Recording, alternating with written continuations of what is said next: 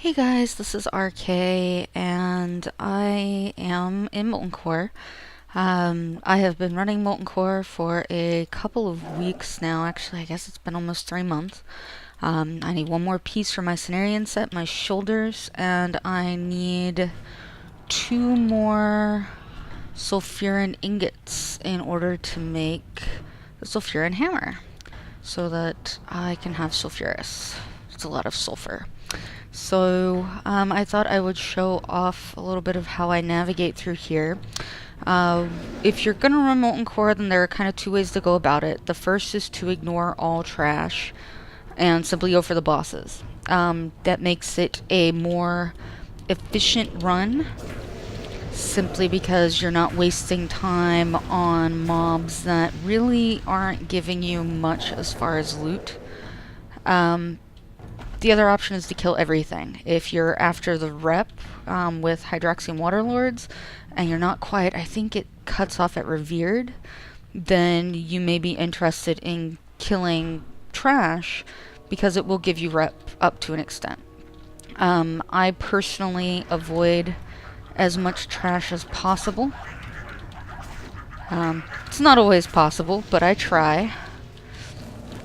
And go straight for the bosses. The only trash that I intentionally kill are destroyers. The reason I kill destroyers, molten destroyers, is because they have a chance of dropping blood of the mountain. And those things sell for a metric ass ton on my server. So these groups here, if you've never done Molten Core, you should be aware that the core hounds here will respawn if they're not all dead. And we're going to pull Lucifron. Lucifron's actually really easy as a cat.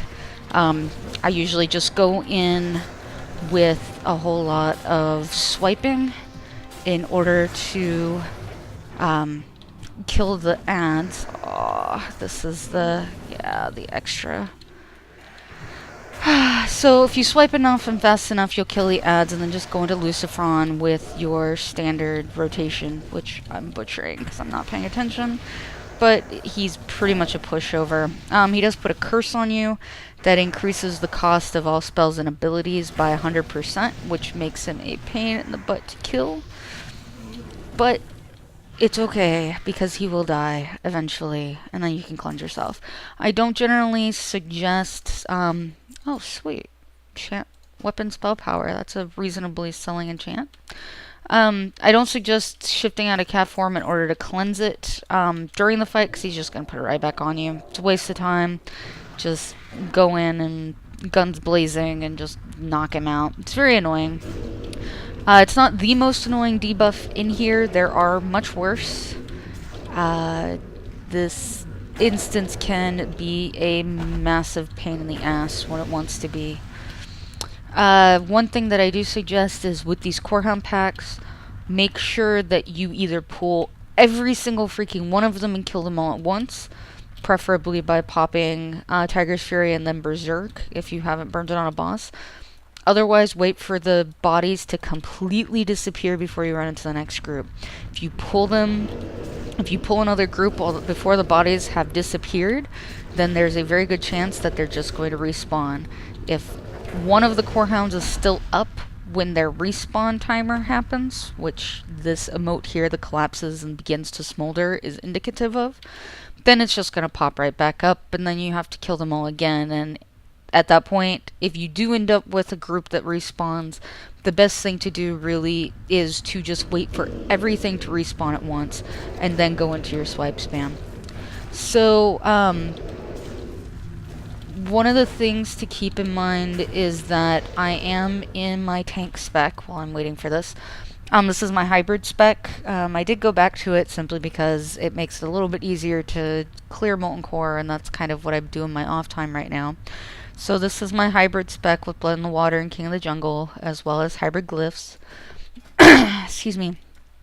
I am also geared, as some of you may have noticed in one of my prior Random Chaos episodes, I am currently wearing crit mastery gear with the soft expertise cap rather than dodge.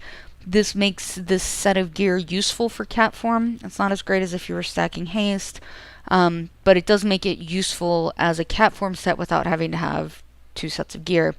It also gives me a little bit more survivability in here, which is useful. So yeah, so we're getting ready to pull the boss. I'm going to wait for Serrated Bite to come off cooldown. And here we go. Let's see if I can actually get my rotation correct this time. Nope, so he's going to fear. There's nothing you can do in order to break the fear. Berserk doesn't break it anymore, so you just kind of sit there, get breathed on. He drops fire on the ground, stay out of it. You know, the typical move and move and move some more sort of thing. And let's see here. So yeah, he's actually, most of the bosses in here are actually really freaking easy, in all honesty. And for some reason, Berserk didn't pop. That's not cool. Oh, probably because I got feared right at that moment. Anyway, so we're gonna bring this guy down. Most of the fights in here are actually really simple. Like, mind-bogglingly simple. Is that really a word? Mind-bogglingly. Pretty much you do the same thing over and over and over again, which is go into your rotation. If they've got ads, you swipe spam, then go into your rotation, etc. There are 2 bosses that have kind of interesting characteristics to them that you have to keep in mind, and I'll show those off when I get to them. And then there's, you know, one thing that you should probably know about the trash is that you can stealth past everything. Well, normally you can. Why is... That's a pounce. Where the heck is... there it is. They changed the icon for Prowl and I get lost all the time. So something to keep in mind is you can stealth past everything except for the Core Hounds. The Core Hounds actually have a really freaking big aggro radius. The Core Hounds are actually little now. If you ran this before... Oh, sweet Destroyer. If you ran this before the 4.3 patch, they were huge. They were about the size of these Destroyers here. Now they're freaking minuscule. I don't know whose idea that was. It's funny, but it very much belittles just how evil of creatures they are. They can put a debuff on you that increases your haste, decreases your haste by basically 100% for 15 minutes. I am not joking, and it is a magic debuff. And it is a pain in the ass. If you have a Resto off spec, it's a very good thing to have. For the very reason that you can get rid of that debuff. Out of the roughly 3 months I've been doing this, I have only been hit by it twice. But basically, if you get hit by it, it's almost better to just go into bear form and DPS like that. That's how annoying it is. It's terrible. So, anyway, once after I pull this next boss and kind of explain it, I'm gonna turn off my commentary for a while just so this doesn't turn into a 45-minute long video. Let's kill us a Molten Giant. And did we get any blood? No, got a shitty lava core. So one of the things to keep in mind is that as you're doing these, a lot of times you're going to pick up a lot of trash. You're going to pick up elemental fire, elemental earth, core of earth, deep rock salt, fiery cores, lava cores. The vast majority of it is not worth auction housing. It of course depends on your server, but on mine there are enough people that are farming this because, you know, Cataclysm's boring as hell, in order to get Thunder Fury as well as Sulfuras, that it's just not really worth it to try and sell among all of the other people. Deep Rock Salt is the one thing that does seem to sell sort of well because there are some other workers that use it, but yeah.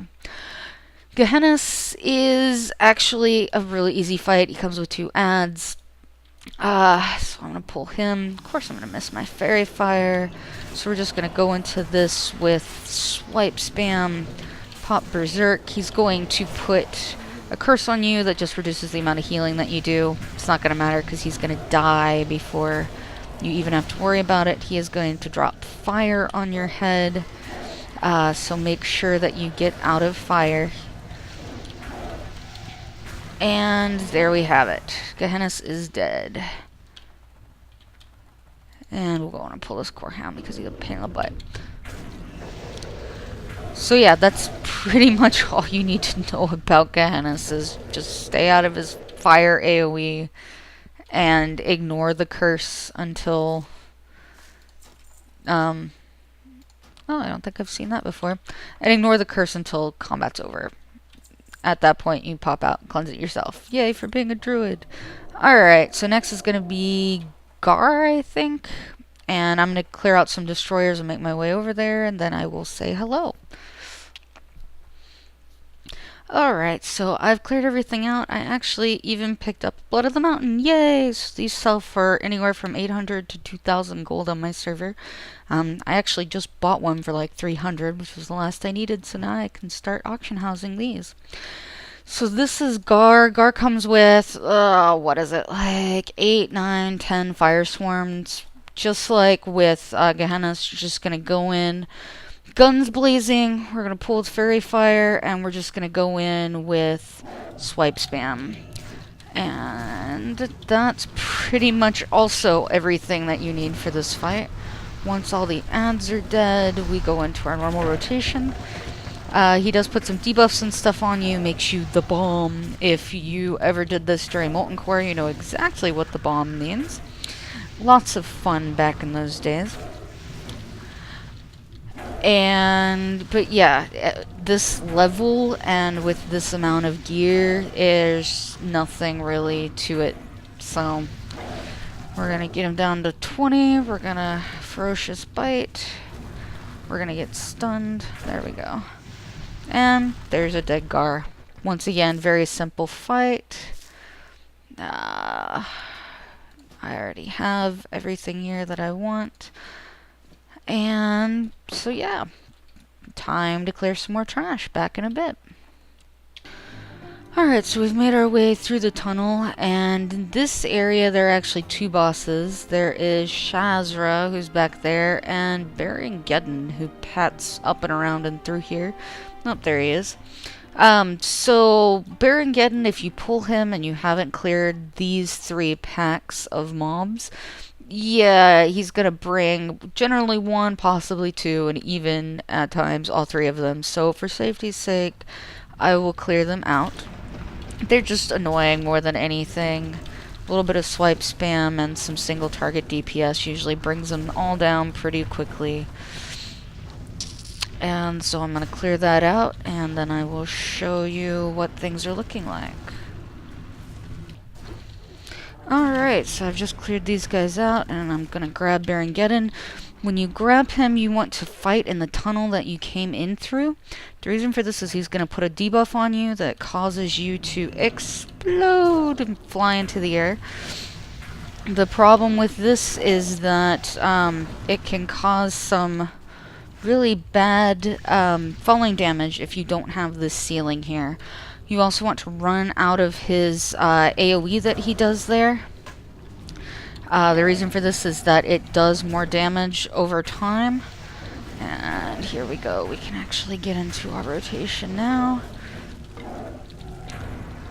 So we're going to get out of there. And we'll Fairy Fire him in order to build up stacks because we have nothing better to do while we're over here. Whoops. And here's a rip. And yeah, he's actually a little annoying because you have to dance with him and you have to make sure that you have that ceiling on your head. But yes! Yay! Today is a very good day. Anyway, if you just fight him in here, it reduces the amount of falling damage that you take. In cat form, you already take reduced falling damage. Same thing with rogues. But every little bit helps. It means that it's that much less that you have to drop on yourself, healing-wise, when you're done. The Ignite mana is not really all that important because you're not really using your mana, although I just realized that I lost my buff, Mark of the Wild buff. So we'll go on a rebuff here. If you have Resto as your off-spec, then you're more than welcome to cleanse it if you want. But it's going to require you to change specs, then innervate yourself, and then still wait for a second before you actually have enough mana because of that burn in order to remove the mana burn. Honestly, I just wouldn't worry about it unless you don't like the fiery graphic. Shaz is right here. He's actually very boring. I'm going to pull him. We don't even have Berserk up. So we're just going to do normal rotation on him. He's going to Arcane Explosion. He's going to put a curse on you that increases the amount of magic damage you take. It doesn't matter because he's a freaking pushover. And by pushover, I mean pussy. I mean, yeah, he's really not tough at all. So there we go. He's dead. Probably the easiest boss in here. Wow, it's definitely Cenarion Day. The fact that I just picked up my Cenarion Spoilers makes me so happy. We'll go on and cleanse that debuff just because it's annoying and making our thing purple. We'll make our way up the hill. There are actually 2 bosses up here, so there's a little bit of trash, but I'm probably not gonna pause. We'll see. There are 2 bosses up here. One, if you fight both of them in any relative amount of order, you're going to have Berserk up for one and not for the other. You can wait the roughly 2 minutes for Berserk to come back. If you'd like, it's entirely up to you. The first boss is over here on our left, which is Golemag. He's probably the most interesting boss in here to handle. The next option is, or the next one up here. Let's see, I told you these core hounds have amazing aggro radii. Let's pop that. The other boss is back there, Sulfuran Harbinger. So we need to clear that core hound and that lava surger. Pull the core hound, pray we don't get ancient hysteria. Oh, we might actually kill him. Yeah, sweet.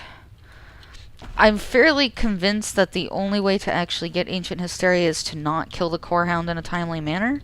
So just try to kill the core hound as quickly as you can. I basically go 5 mangles and then ferocious bite and clear up with another mangle if I have to, in order to get him killed as quickly as possible. So Sulfuran Harbinger is the one that I'm gonna do first. I will pop Berserk for him.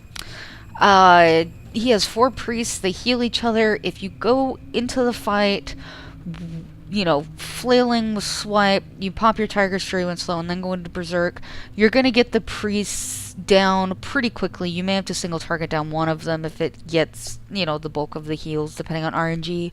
You can interrupt the heals. They're a 2-second cast, I think. So there is enough time to interrupt. But there's no point in really trying to, until there's only like 1 left. And here we go, and there's only 1 left, and we're gonna get stunned, so we're just gonna single target him down. And we're gonna take his stacks and turn it into a Savage Roar and go into our standard rotation. Other than the knockback and the slight stun, this guy's more annoying than anything. So we're just gonna go into a full rotation here, and what do you know? He's dead. Easy peasy. Sadly, you do have to kill him. You have to activate all of these runes when you saw that little whoosh up into the air. Those all have to be activated before you can go give Ragnaros a hug. So, let's see. What time is it? Oh, we're making good time. Golemag. Golemag is the boss that drops Sulfuran ingots. Your chances of getting one to drop are pretty slim. I've only had 2 drop out of the 3 months that I've been in here. All of the rest, I think my husband got one because he's been farming this to help me with my Sulfuras, and he actually got one of the bindings to drop, so now he's working on Thunder Fury. Golem Mag comes with 2 ads. The ads cannot be killed. Actually, that's not true. They can be. I actually have a screenshot where I did inadvertently kill one. It was kind of funny. But what they are needed for is something to hit on, you know, keep your savage defense up if you decide to swap into bear, while Golem Mag's debuff on you drops. My husband plays a sometimes Fury, sometimes Arms Warrior, and will just blow all his cooldowns and stay completely on Golem Mag and kill him by the time he gets to 10 stacks. Since I usually go into this without my major cooldown up, I have to do a swap. So I'm going to go on in here and show you how I do that. First is going to be pull his Fairy Fire, because, you know, it's useful to have that go into your regular rotation. Notice that we don't have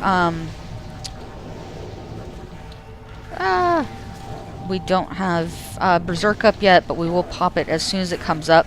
You'll see here I have 6 stacks of Magma Splash. Once I get above 5, I will switch to a new target, because Golem Mag's not even at half at this point.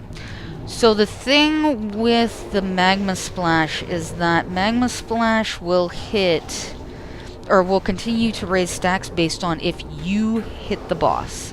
So if you're going to swap into bear form in order to just, you know, keep yourself high as far as health while you wait for this to drop, make sure you're only using single target abilities. Don't use Thrash, don't use Swipe, don't use Maul.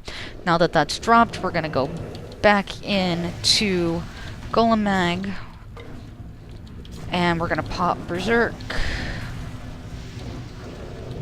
And just keep going into him, and we should be able to kill him on this pass. We're at 4 or 5. I'm just going to keep powering into him since I have Berserk active. Pop, rip. And there we go. There it is, a very dead giant. And his dogs will despawn or die when he dies. Oh, I remember that trinket. Oh, that thing was the shit back in the day. Alright. Got a little bit of a run in order to make our way up the hill to get to Major Domo. Let's kill us some Core Hounds. Die, Core Hound, die. And make our way up the hill. And I will see you guys when I get to the top. Alright, here we are at the top of the hill, and you will see Major Domo Executus chilling up there. This fight, you don't actually kill Major Domo. You have to kill all the little guys around him. The healers, of course, heal. The elites, if one elite dies, then there's a chance that the other elites will get healed back to full. If you manage to swipe spam fast enough, then sometimes it won't trigger. It honestly just depends on how lucky you are. Executus will occasionally teleport you into the middle there, that pile of burning rock. It burns, don't stand in it. So we're going to pull these guys, mostly because I'm running out of time. I have a bus to catch in about 20 minutes. So here we go. We're actually going to focus our attacks on the elite, because those are the main things that need to die. Pop Berserk, and here we go into our swipe spam. Yep, see, this one did heal up to full, so we're just going to power into him. And die. And Executus goes, oh, shit. Well, fine. Here, you can have this chest of cool stuff. And I will take you straight to Ragnaros. Whatever. So, we're gonna loot. Sometimes these guys have good stuff. Mostly it's vendor trash. I did pick up the BOE bracers off of a trash mob for, what is it? I think it's Night Slayer bracers. So, that's a little bit of money. There are no set pieces in this box, but you do have to kill him in order to herald in Ragnaros, so might as well head on up here and enjoy the vendor loot. And now we have to run pretty much all the way back to the entrance. Ragnaros has his own little spot here, so we've got to go all the way through there and around and in a big fucking circle. Yeah, probably the most annoying run on the planet. At least they give you portals to the new Ragnaros, but I digress. So I'm going to hurry my little kitty tail over there, and I will see you all in a minute. Alright, so here we are in Ragnaros' thingy, and of course I picked the wrong spot, so we're gonna swim on through. La la la la. So this is the hill that I meant to jump off at. It's a little bit faster if you run through and then jump over to here than instead of going all the way around the circles. When I first did this, ooh, my FPS sucks. Hold up, let me try this again. Okay, that's much better. I don't know why I decided to lock at 15. So when I first did this, back in vanilla, I was playing a warlock, and it was my job to handle ads. In this version, at this level, you're not gonna have to deal with ads. You're gonna kill Rag too quickly. The main thing that he does is he does a knockback, which will cause you falling damage. If you position yourself properly and turn yourself properly, you will get knocked back onto that ledge back there, which reduces the amount of falling damage that you take. You also need to hurry your butt back to Rag because he will do more damage to you. Oh, my volume got turned down. He will do more damage to you as you, while you're away. He shoots fireballs at you because nobody, since you're by yourself, is within his melee range. So if you can position your butt, now of course it's hard to see, to where it's kind of facing that pile. Sometimes you get lucky, sometimes you don't.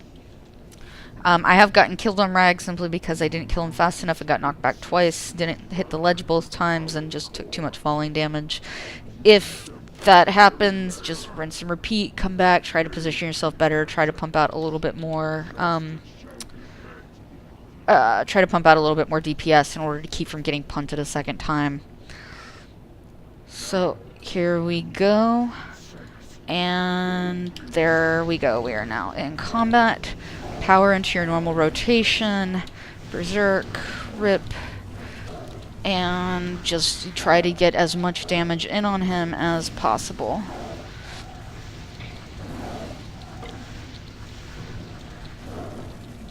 And I'm just gonna keep at this. It's actually pretty boring trying to do all this. Berserk is dropping. So here's the knockback. Did we make it? Did we make it? Nope, we didn't. So we're gonna rush back in. Pop Fairy Fire on your way back in if you don't have the talent for the 3-stack. That will increase the damage that you are going to get in on him. And are we gonna make it? Yeah, we'll make it. 7% left. He probably won't knock back again. And there you go. Dead Ragnaros. Easy peasy. And let's see our fat loots. So he does drop tier 2 pants. So if you're looking at your tier 2 set, you will be coming in here in order to farm him for tier 2 pants.